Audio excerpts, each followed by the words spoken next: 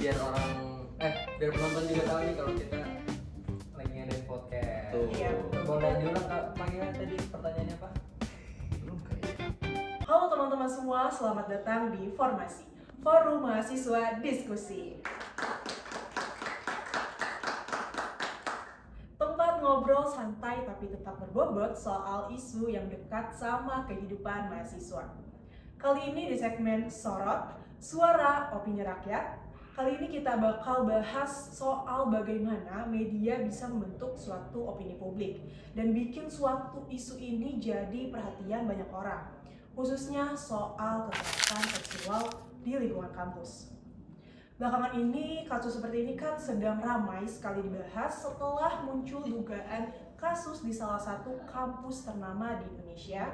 Nah, dari situ kita akan lihat nih gimana media dan respon masyarakat ikut berperan besar. Nah, biar lebih jelas dan kita lebih seru lagi berdiskusinya, langsung aja kita panggil dua narasumber kita hari ini, yaitu Raihan dan juga Ardika. Ini silakan duduk, Raihan, Ardika. Halo Ardika. Halo Raihan. Gimana nih kabarnya? Alhamdulillah Baik ya. Baik. Oke, sekarang kita bakal diskusi lah ya soal gimana sih opini publik ini, media ini ngebentuk opini publik dan nantinya menjadi pusat perhatian para masyarakat gitu. Nah, kita akan ngebahas soal isu yang sekarang lagi naik banget. Teman-teman pasti tahu lah ya, Ardika dan Rehan, soal kekerasan seksual di lingkungan kampus. Ya. Tapi sebelum kita perlu menjawab nih, Iya. ini ngeganggu banget nih, kita dengerin dulu ya. Tapi kan itu jelas. Iya. Karena kita lagi dalam Iya, forum, iya, jadi iya. kita biar penonton juga tahu nih kalau kita lagi ngadain podcast. Tuh. Iya. Oke, ini kan Ardika ya, belakangan ini kan itu ya udah rame dugaan kasus kekerasan seksual di Iya. lingkungan kampus. Iya. Nah, menurut Ardika ini kenapa kasus seperti ini tuh cepat sekali jadi perhatian publik? Kira-kira kenapa? Jadi gini Kak PH, kenapa kasus ini tuh cepet banget naiknya, cepet banget di highlightnya? Karena kan kita tahu kalau kampus itu adalah tempat buat ya melakukan sebuah pembelajaran kan. Iya, betul. Gak etis gitu loh, masa di lingkungan kampus itu ada kayak kekerasan seksual gitu loh. Iya, betul. Dan kita juga ya udah secara umur kan bisa ngebedain mana baik mana yang buruk gitu loh. Di kampus kan kita dikasih pembelajaran nih bagaimana menjadi mahasiswa yang baik gitu loh kayak Iya, PH. Itu juga kan makanya ditambah juga kan kita hitungannya generasi Z kan. Iya, Nah, betul. Gen Z nih, kita Gen Z ya. otomatis nih penonton yang namanya generasi Z itu pasti menggunakan sosmed. Sosmed. Nah, makanya yang jadi kalau misalnya kalian nih Anda merasa ada isu-isu atau kira-kira yang merugikan tempat sekitar atau ya pokoknya sekitarnya lah, kita boleh nge-up ke sosmed karena itu benar-benar bisa menolong kita banget gitu. Iya, betul. Jadi harus ada yang berani speak up dan Nah, juga itu ya itu sih, yang penting berani speak up dan kita sebagai generasi Z ini ya pintar-pintar juga memilih mana yang harus kita bela dan mana yang harus kita kalau misalnya dia salah ya kita harus tahu gitu ya. Dan jangan lupa siapkan bukti-buktinya karena itu yang memperkuat kalau misalnya kita dirugikan gitu. Kalau nggak ada bukti sama bohong dong. Nah, Ya berarti berarti isu kekerasan seksual ini bisa dibilang di kampus itu penting banget ya. ya. Oke teman-teman, kita lanjut ke pertanyaan yang kedua lah ya. Nih kita diskusi lagi. Nih kalau dilihat ya di media sosial, tentu kan respon masyarakat ini tentu bisa bagi dua. Ada yang pro dan juga ada yang kontra kan. Iya kan?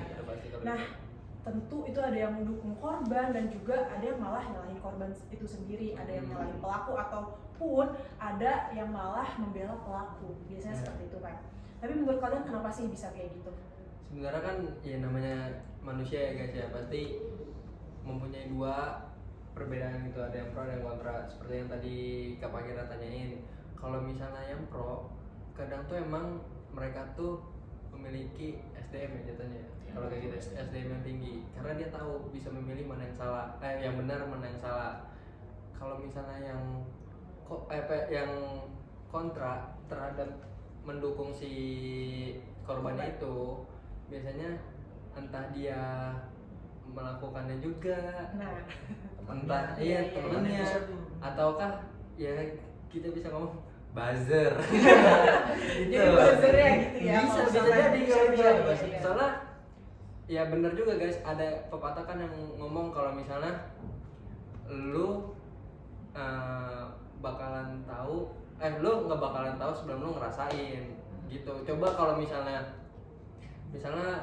oknumnya kita taruh di cowok nih ya, Iya, iya. kalau misalnya si korbannya nih adik lo atau kakak lo, coba deh lo pasti juga bakalan pro ke si korbannya ini, karena ya itu makanya sebenarnya kita kalau melihat kasus-kasus kekerasan seksual kayak gini tuh ya kita dukung dulu nih si korban, mau itu nanti ada kelanjutannya atau enggak, cuman yang namanya korban tuh ya tetap harus dilindungi guys. Betul, Gitu. setuju. Apapun alasannya korban dulu ini prioritas. Iya, itu Kapaya. Ih, keren banget nih jawabannya Kak Rehan. Tepuk tangan dulu ya teman-teman semua.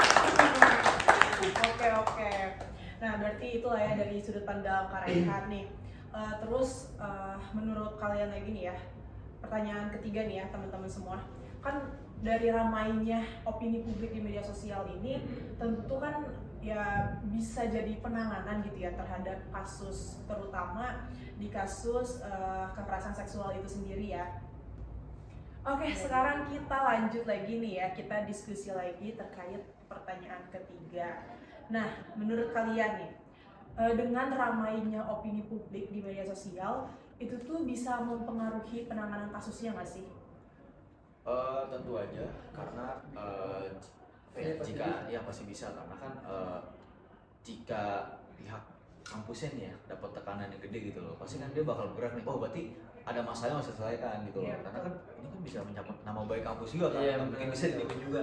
Terus tapi kalau apa tuh beritanya atau simpang siur ya kampus ya anggapinnya kayak Ya udah ya pasti. Berarti memang tekanan dari opini publik dan masyarakat tuh benar-benar ini banget ya, mempengaruhi banget ya. Bener. apalagi zaman sekarang kan sosmed udah kenceng ya. Iya. Tadi udah ngomongin sama Karehan, nah Iya. ya Karehan. Karehan, Kalau sosmed itu betul. bisa ngebantu banget kan, kita bisa lihat di TikTok, di Instagram gitu loh, segala macam influencer gede itu udah maaf nih beritanya nih bahwa ada kasus kekerasan seksual di kampus tersebut gitu Iya, loh. betul. Nah jadi kenapa influencer itu bikin konten seperti itu, supaya pihak kampus itu kayak Bergerak juga. Bergerak ini, ya. ini masalah gede nih, bukan sepele gitu loh maksudnya. Kan kasihan korbannya kan kalau diemin dulu. Iya, betul. Satu kasihan korban, kedua ya masa ya reputasi yang udah dibikin lama-lama hancur gitu aja.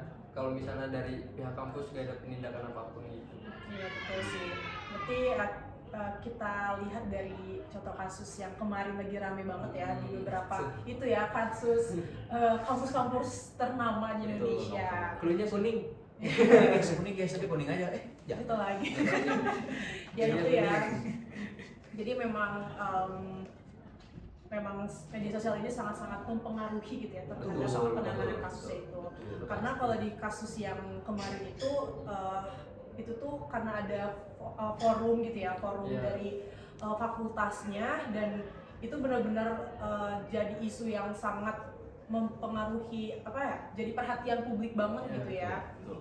Tapi emang menurut opini gue pribadi nih ya, kalau emang ada kasus kayak gitu tuh sebenarnya emang tujuan utama bukan tujuan utama ya, tapi tindakan utama pihak kampus tuh emang benar ngadain betul. forum Iya, untuk betul. kita diskusi nih kira-kira gimana penyelesaiannya. Jadi ketika di-up ke media sosial ya kita juga jelas gitu. Betul, setuju. Keren banget nih Rehan dari tadi ya. Gue mau nanya lagi ke kalian. Nih, menurut kalian gimana sih peran media dalam menyoroti kasus kekerasan seksual seperti ini? Terutama di itu tadi kampus-kampus ternama di Indonesia.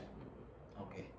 Gini Kak Baya, memang media itu punya peran penting untuk menyampaikan sebuah informasi ke masyarakat. Iya, betul. Oke, kita tahu itu kan. Terus tapi kadang ada media yang kayak udah kenceng-kenceng di awal nih, Iya. terus udah ngilang gitu aja. Karena kan sebenarnya media itu kan punya tanggung jawab gitu loh, nge-up berita ini ya berarti pasti pantau terus nih kasusnya kayak gimana gitu loh. Ya kita kan tahu ya orang Indonesia itu lupa kenceng di awal, keluar di awal, hilang. Jangan begitu maksudnya. Ya tetap kawal terus guys Kawal sama terus. korban. Ya emang masyarakat tuh lupa nih misalnya udah lupa maksudnya, tapi medianya up terus, nah gitu Iya. maksudnya. Jadi bener-bener dikawal dari awal sampai akhir ke keputusan akhirnya Iya. gimana ya, gitu terus ya. kejelasannya gimana gitu, finalnya gimana gitu. Iya, jadi bener-bener peran media ini tuh sebetulnya harus konsisten yang penting ya, konsisten dan juga para masyarakatnya pun konsisten dalam mengikuti kasusnya gitu kali ya. Iya betul. Oke, tapi kan media juga sering dibilang dan dikritik terlalu sensasional. Menurut kalian itu gimana? Kayak terlalu apa sih? Iya, sensasional, berlebihan gitu ya. Hiperbola. Hiperbola ya. Gimana menurut kalian? Jadi gini, kenapa itu sebenarnya tantangan ya bagi Iya. media ini ya. Media mah gini aja deh, kalau media itu fokusnya ke korbannya aja, ke si pelakunya, tapi jangan sampai kayak membuka apa tuh privasinya orang itu tersebut gitu. Iya. Jadi benar fokusnya itu benar-benar ke kasusnya aja gitu loh. Terus jangan kalau bisa nggak dibuat clickbait, jadi kayak